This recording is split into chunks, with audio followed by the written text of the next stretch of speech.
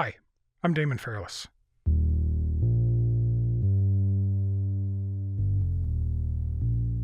Just over a decade ago, the sharing economy was taking off in Silicon Valley. Airbnb was founded, a few years later Uber, and then came WeWork. Whatever your work is, we've got the space for it.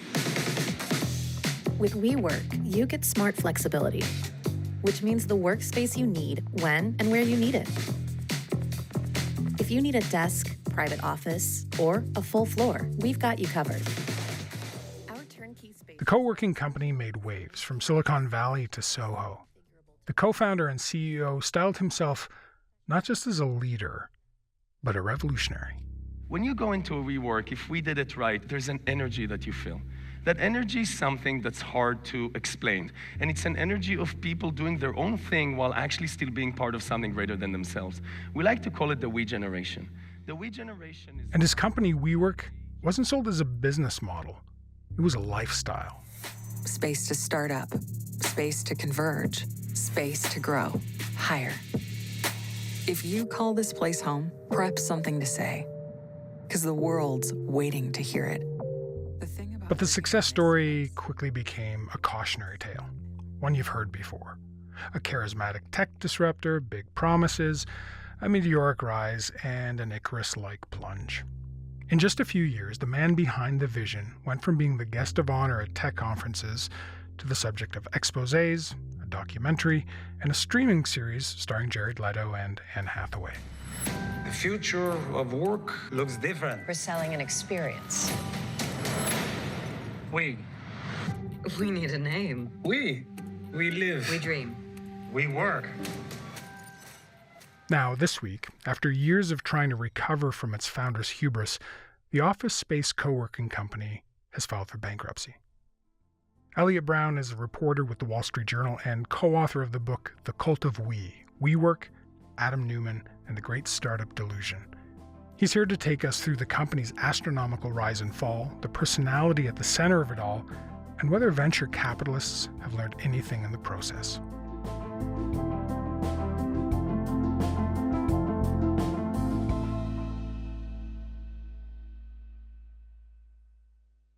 Hey, Elliot, thanks so much for coming on Front Burner. Happy to be here. Great to have you. Okay, so take me back to the salad days of WeWork. The business basically offers co-working space to folks, entrepreneurs, startups, freelancers. It doesn't sound super groundbreaking. What made it so attractive to investors? The short answer is the co-founder and CEO at the time, Adam Neumann. His skill, above all else, has been raising money, and at that, sort of raising money from venture capitalists by painting some beautiful picture of something that really wasn't there.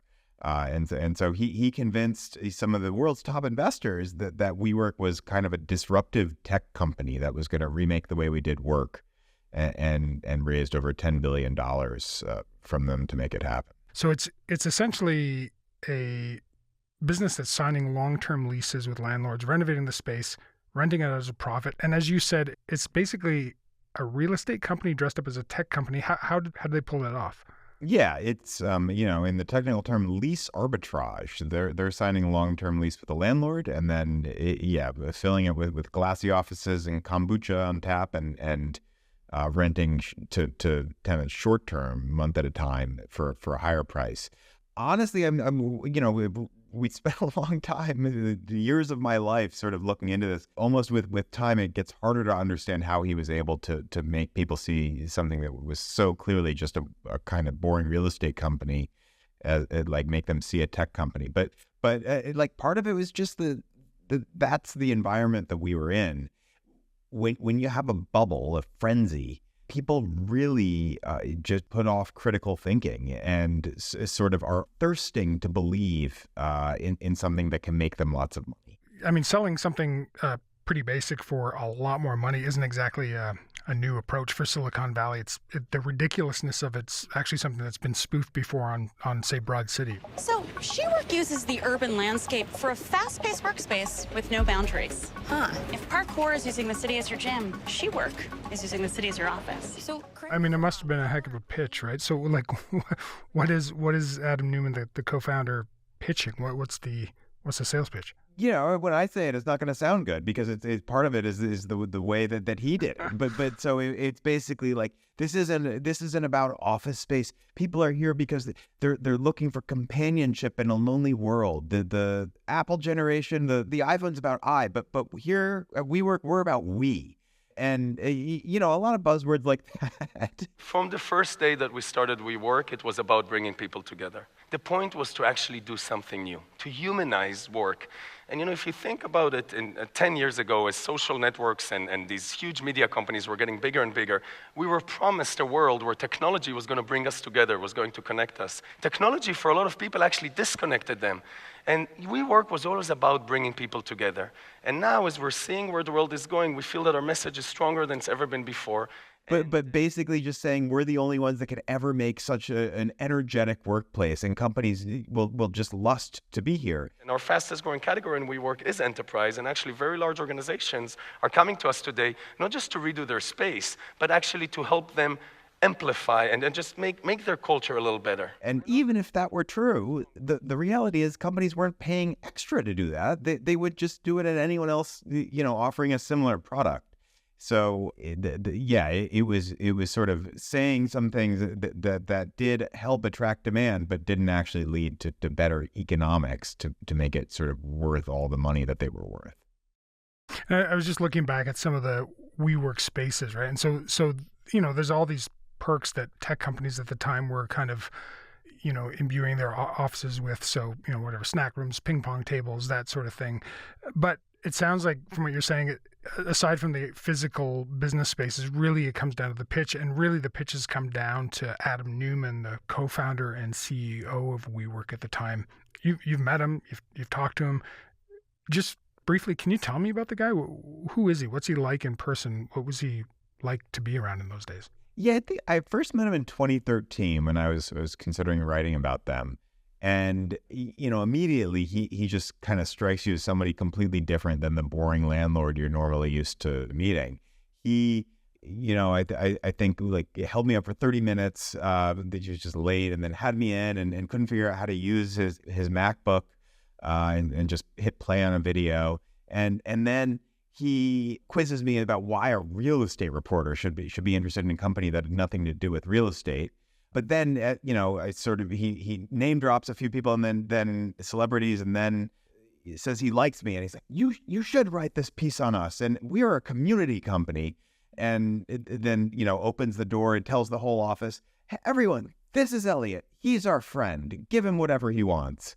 And, you know, I'm sure he does that to everyone who walks in the office. And you sit there and you just sort of, he talks about the future and the way that in 9 months they're going to open up in Portland full within 3 weeks. And you sit there, you're like, wow, that's amazing. And then I left and I was like, how would he know that? He can't know that. That's literally unknowable. It's in 9 months.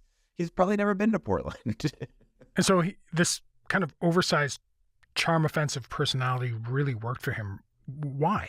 Yeah, they were 100% a product of in creation of sort of Silicon Valley founder worship. And it's almost as though Adam kind of studied the thing that was most likely to get venture capitalists to throw money at you. There's basically been in the past 10 or 15 years in Silicon Valley this kind of meme that founders are these omnipotent beings. And it's really modeled after Steve Jobs and the mystique around him with Apple, where he sort of, you know, ran Apple, then got tossed out, then came back and saved the day. And you know, the idea is only a founder can have real drive, not some buttoned up for-hire CEO. So what that has done is it's sort of led to, you know, a situation where the people with money are looking for kind of crazy, often explicitly crazy, hyper-ambitious salespeople. Because really they want somebody who can also sell a vision to somebody else. And so that's effectively what Adam is. I mean, he is a salesperson above all else.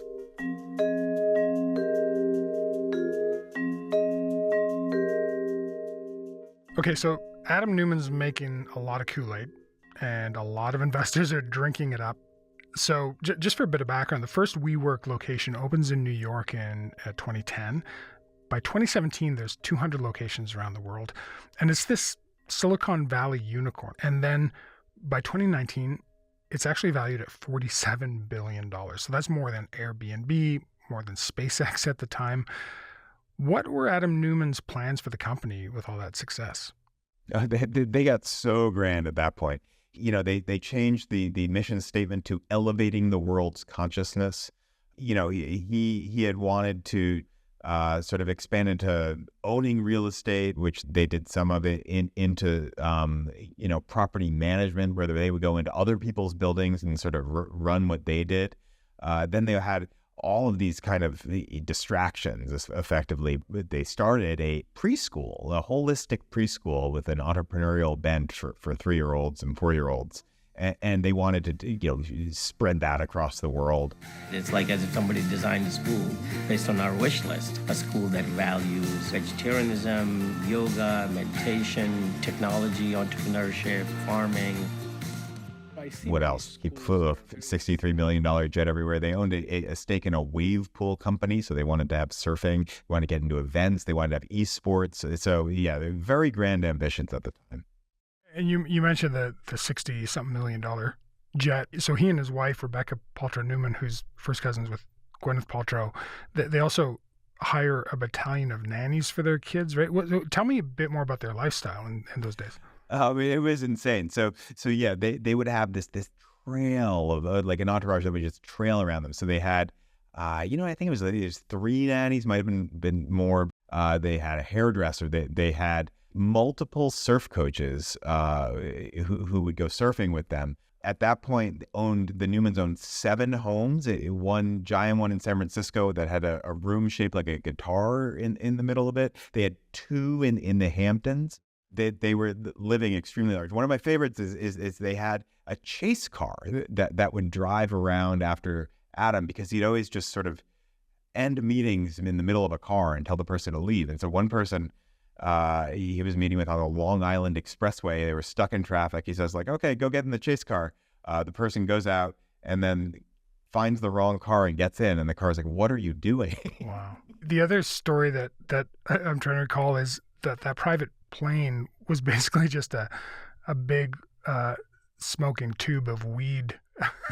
There were an enormous number of private jet party stories that we came across. On one flight, they got filled with so much smoke that the pilots had to put on the oxygen masks. There was another that was a dramatic, where they flew to Israel with marijuana, put it in a cereal box.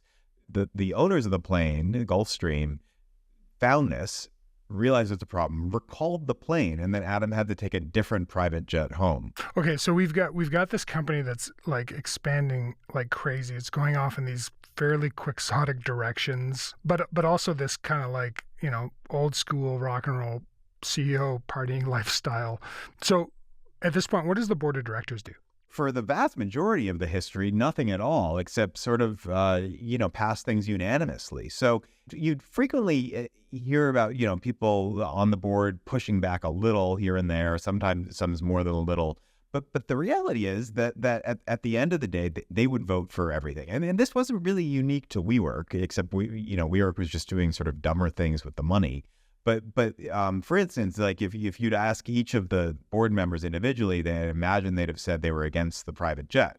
Well, if you have a majority of them vote against it, then you don't get a private jet. But it was voted for unanimously. So part of that is because and this is again true of Silicon Valley culture, the founder effectively controls the board. Half of them or more sit at his pleasure, and they're scared of him. As an investor, what you have is a relationship with a founder. And if you get a reputation for being at a founder's throat, you're going to have trouble finding another good founder to back in the future and convince to take your money. So they want to maintain good relations. They don't want to vote against him. And, Adam really does kind of control the show. Even if they ask questions about why WeWork is losing $1 for every dollar it takes in, and saying maybe we shouldn't keep spending like we're spending, it's Adam's choice at the end of the day.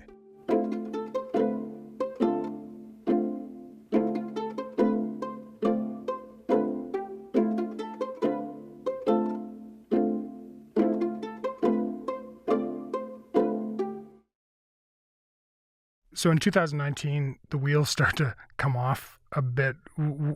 How does that start? Where does it go from there? Yeah, so basically what Adam had done over the prior 10 years was go around the globe picking up any money he could from top investors. And each year when WeWork was doubling in size, you need effectively double as much money to keep it going because all it does is lose money. So by 2019, he'd picked all the fruit off the tree of the private markets and needed to find a new place to go. And that was the only place in town was the stock exchange, the public markets, where you can raise debt and equity easier.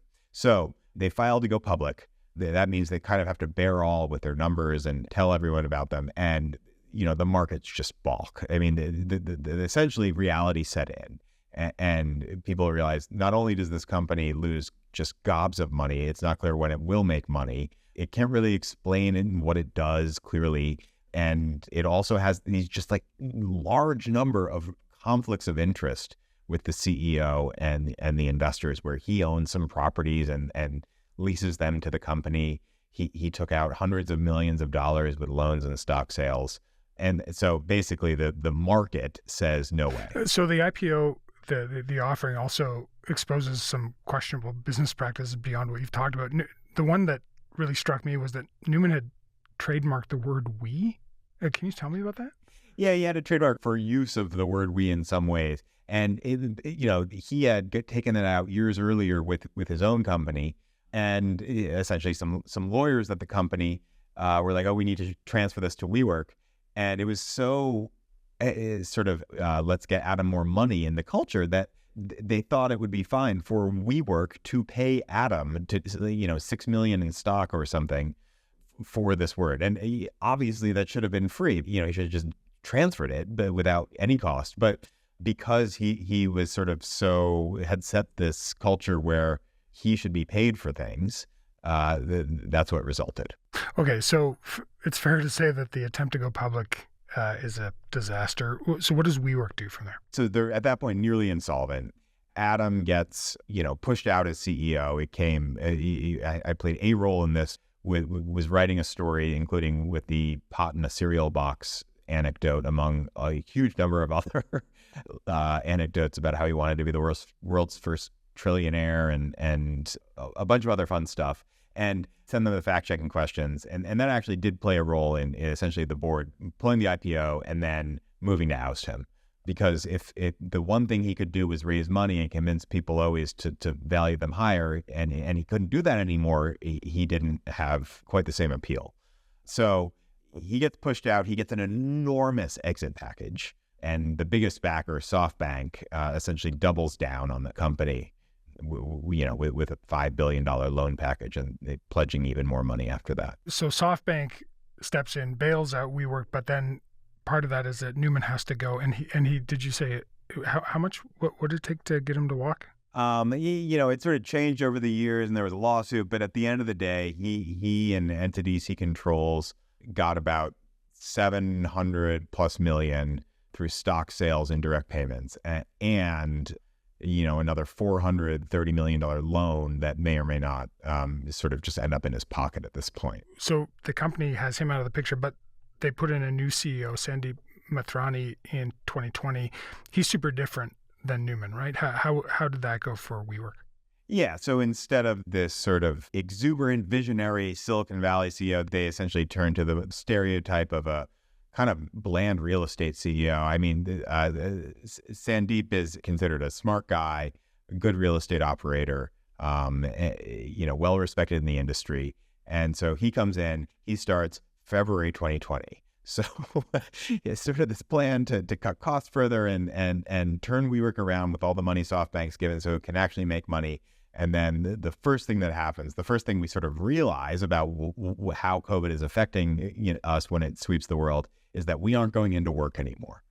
And so WeWork's Achilles heel of its business model is that it is very susceptible to rapid changes in the office market downward.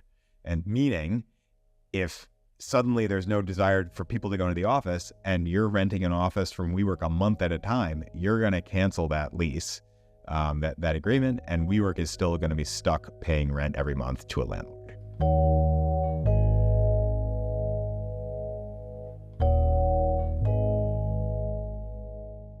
So it's probably not super surprising that the company filed for bankruptcy this week. What does it mean for the company?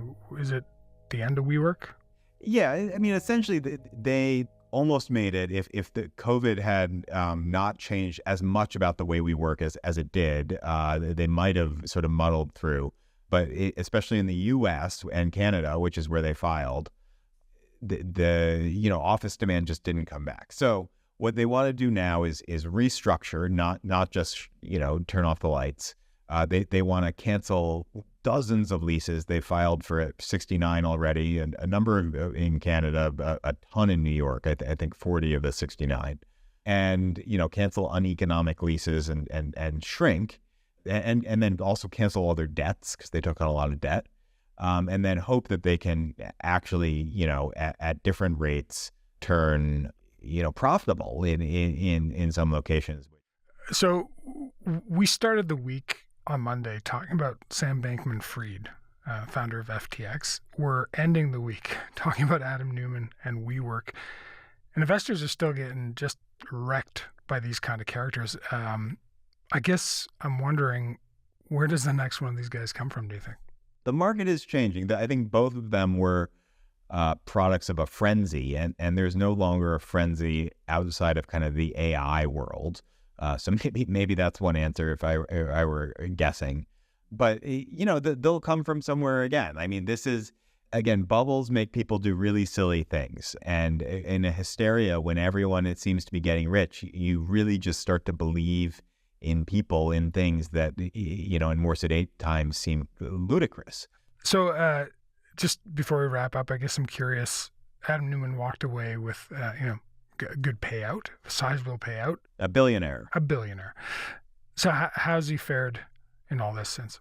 Yeah, I mean, he's, his reputation has taken a hit, and certainly in popular culture, I mean, I think it's kind of well known. If you look at the comments on anyone's stories whenever they write about him, it's well known that he got rich while investors lost everything. And I don't think that's I guess it depends who you ask if that's a good thing or a bad thing. However, he has been able to raise new money and enormous amounts of it. He has raised $350 million from venture capital firm Andreessen Horowitz for a real estate company that seems to have a tech valuation and appears to have some cryptocurrency aims too. It's in residential real estate and focusing on community. It sounds like wildly different from WeWork. We still don't know much about it. I guess we'll see. Fair enough. Hey, Elliot, thanks so much. It's really interesting. I appreciate you coming on. Thank you so much for having me. It's been a pleasure.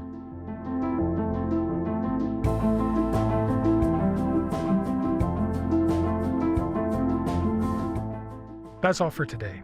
This week, Front Burner was produced by Rafferty Baker, Shannon Higgins, Jyotika Shengupta, Lauren Donnelly, and Derek Vanderwyk.